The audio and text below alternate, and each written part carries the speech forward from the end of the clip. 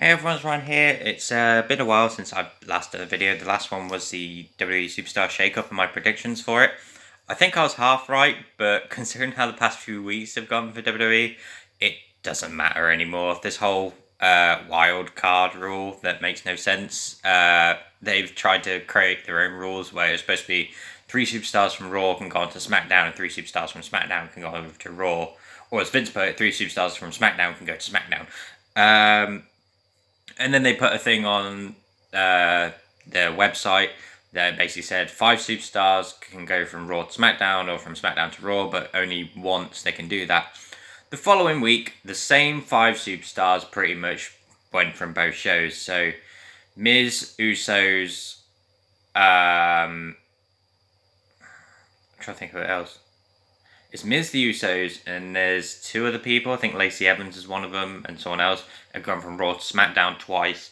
And then it's been Roman, Lars, Shane, Elias, and there was another one. Oh, Ricochet was the other one. No, Ricochet's a Raw superstar. Ricochet went over to SmackDown for the whole Money in the Bank promo thing.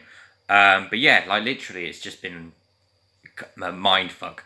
The only thing I can think now they're going to retcon this is it's going to be a set of 5 superstars, but between pay-per-views for the sake of building up. Like, I don't mind that it's been the same superstars for the fact that it's like Miz and Shane, their feud is that intense that Miz has come to SmackDown to try and track down Shane.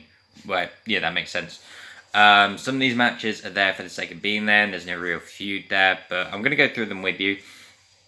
So, for the pre-show, Daniel Bryan and Rowan, who have been crowned the new SmackDown Tag Team Champions, because the Hardys had to vacate it due to Jeff Hardy having an injury and being out for several months. I'll deal with that in a minute.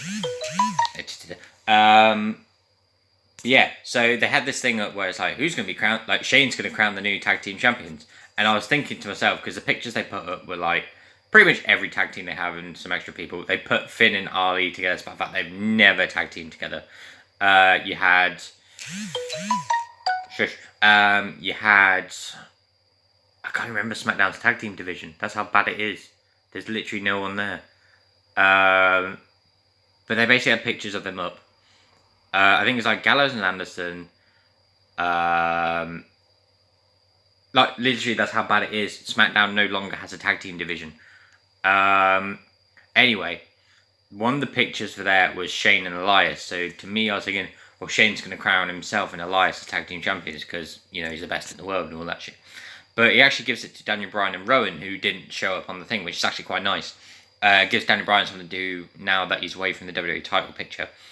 Then the Usos came out and decided that how can you class them as champions if they've not had to fight for it? So they've now got this match going on, but it's a non-title match, which is strange. I've gone for, because of that, I've gone for the Usos to win. So then the Usos can say, well, we've got a win over them, but you know they should put the titles on the line next time. I know it sucks to have Bryan and Rowan to lose, but Rowan could probably eat the pinfall, sort of like they did on the SmackDown before, I think. But yeah, I'm going to go for the Usos to retain. Why am I saying retain? They're not even winning or defending anything. The Usos to win the match. So next we've got Tony Nese defending his Cruiserweight Championship against Ari Daivari. I'm going to go for Tony Nese. There's not really many heels that could go after Tony Nese other than Buddy Murphy, who's now moved to Raw, who has not shown up since... Actually, Buddy Murphy hasn't even shown up on Raw, I don't think, since he's been... what's the word? Like, shook up to Raw. Well, I've gone Tony Nese to retain, give him a decent title reign, good few months or so. Don't know who could go next, but Daivari should provide some tough competition for him. Samoa Joe defends his US title against Rey Mysterio. I'm going to go for Samoa Joe to retain again, especially like after WrestleMania. I feel like they're going to bring Rey's son Dominic into it somehow. I don't know how they will, but I'm going to say that Samoa Joe basically uses Dominic as a distraction for Rey, and then Samoa Joe ends up retaining the title. Maybe Rey gets himself disqualified, sort of like Samoa Joe and AJ Styles at SummerSlam last year, when Samoa Joe pretty much said that, you know, it was such a weird fucking thing to listen to, but basically how he said that he'll be Yeah, he'll basically be whatever the kid's name is, I forgot. But basically, he'll be their new daddy. And it was like, oh my god, it's so weird. And AJ Styles literally just flips on him. So I've got Samoa Joe to retain the US title. Kofi Kingston defends the WWE Championship against Kevin Owens. Kevin Owens was face with New Day for like a week, and then they turned him heel and attacked Kofi Kingston, and then took out Big E. No, Big E had to go out with an injury on his own, but then he took out Xavier Woods. So hopefully it's just Kofi versus Kevin Owens 1-on-1. And you had Sami Zayn come out and help Kevin Owens as well. Sami Zayn is on Raw, and he was one that went over in the wild card as well. But yeah, so I'm looking forward to this. I'm going to have Kofi to retain. Don't want to cut the dream off too soon. Again, give that a few months before someone of a bit more value. Not value, because Kevin Owens is obviously valuable. But like maybe if a SmackDown superstar won the Money in the Bank contract, that's how Kofi loses it. So I've got Kofi retaining there. The Miz versus Shane McMahon in a steel cage match. The thing that's been weird for me during this whole build-up is they've been invading each other's shows and attacking each other. The main plot point for it all has been a steel chair. Like, Miz has been going after Shane with a steel chair for ages. Shane's attacked Miz with a steel chair. I have a feeling if a steel chair is not used in some capacity, then it feels a bit weird. But I've gone for the fact that Shane's going to get someone like maybe Elias or someone to distract the Miz, and then Shane escapes that way. Maybe just jumps off the cage to the floor, knowing how crazy he is. So I've gone Shane to win again. Normally the good guy or whatever gets their revenge after WrestleMania. Becky Lynch is in 2 title matches for the SmackDown Women's Championship and the Raw Women's Championship. I'm going to say that she defends the SmackDown Women's Championship first against Charlotte. That could go on for a good 20 minutes or so, I think.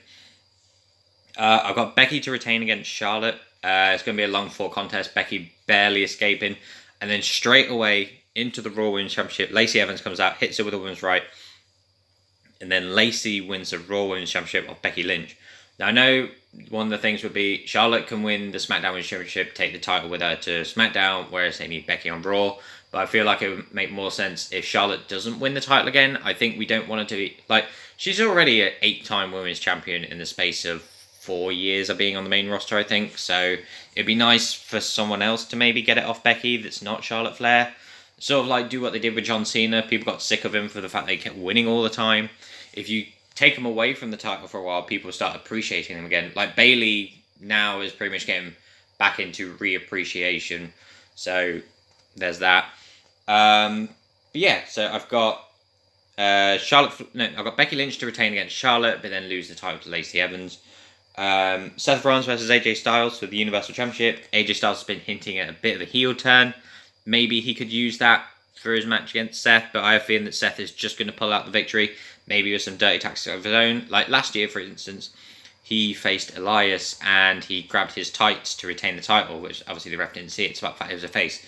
So maybe Seth could do that as well. Sort of like he did at WrestleMania against Brock, whilst the ref's back was turned, he kicked him in the dick. So you never know, maybe he could do the same. And then we've got Roman Reigns versus Elias. Again, sort of like last year, didn't really care for the match Roman was in because you know that it's pretty much a meaningless match. It's there for the sake of being there. Pretty much the reason this started was Vince McMahon said Elias was his biggest accolade to SmackDown, so then Roman came out and punched Vince. And then Elias has sided with Shane, and they're both sick of the fact that Roman walks around like he owns the place and all this stuff. And that's the feud, essentially. So I've got Roman to win. Again, don't really care for it that much. It's probably going to go 10 minutes knowing them. And it's going to be like a Cena-esque where it's like Elias is going to beat down Roman for a while, and then Roman's going to come back and do his big build-up moves, and then Superman punch, spear, Roman wins. You know, cliche. Then finally, the 2 Money in the Bank ladder matches. I'm going to start with the women's one. Natalya versus Dana Brooke versus Naomi versus Bayley versus Mandy Rose versus Ember Moon versus Carmella versus Nikki Cross. My 2 favourites for this one are Bayley and Ember Moon.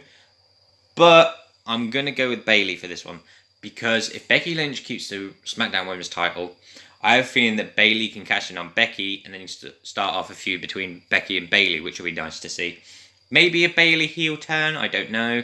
It'll be a bit weird because her character is like, oh, I hug people. But it'd be nice to see this bit more of a vicious side, sort of like she had against Sasha Banks, then they just instantly retconned it, which was annoying. So I've got Bayley to win the SmackDown Women's title. SmackDown, not even SmackDown. Sorry, the Women's Money in the Bank ladder match. I keep getting ahead of myself. Then finally, the Men's Money in the Bank ladder match. Sami Zayn versus Ricochet versus Drew McIntyre versus Baron Corbin versus Ali versus Finn Balor versus Andrade versus Randy Orton. So potential favourites for me would be Drew McIntyre. The big rumour is Andrade's going to be getting a push soon, so it might be him. But for not sort of what I want, but what I think WWE going with, but people won't accept, I'm going to go for Baron Corbin. I know it's a very slim chance. I know we won it 2 years ago. But ever since he's beat Kurt, I have a feeling it's supposed to be JBL-esque. Sort of like after he beat Rey Mysterio, this sort of mid to nothing character instantly getting this super push and being a top guy. I get it. People hate Baron Corbin, think he's crap, but that just means he's doing his job really well. Because unfortunately, the problem with heels nowadays is people think they're cool and they actually cheer them. Whereas a genuine bad guy, you boo them and you boo the fuck out of them. Baron Corbin is pretty much, to me, one of the only heels on the main roster that genuinely gets booed, and not for the fact that we appreciate that he's a bad guy, is for the fact that people generally hate him. So I've gone for Baron Corbin for that reason. Is just imagine if, obviously Seth keeps the title and he's the biggest cheers and whatever, then Baron Corbin cashes in on him and he becomes the heel champion that he then gets, because he's been teaming with Lashley and Drew McIntyre and all this stuff. Imagine sort of like JBL with his cabinet or whatever. So Corbin's Universal Champion. I know we hate the fact that Drew McIntyre has been a lackey ever since he's come back. He's been pretty much the bodyguard for Dolph. Then he was a bodyguard for Dolph and Braun. And then he was a bodyguard for Baron. And then it's been Baron, Drew, and Bobby Lashley for months. And even with the last week on Raw, Braun Strowman versus Sami Zayn for the Money in the Bank ladder, for the spot in the Money in the Bank ladder match. Corbin and Drew both attacked Braun for the sake of getting Sami Zayn in.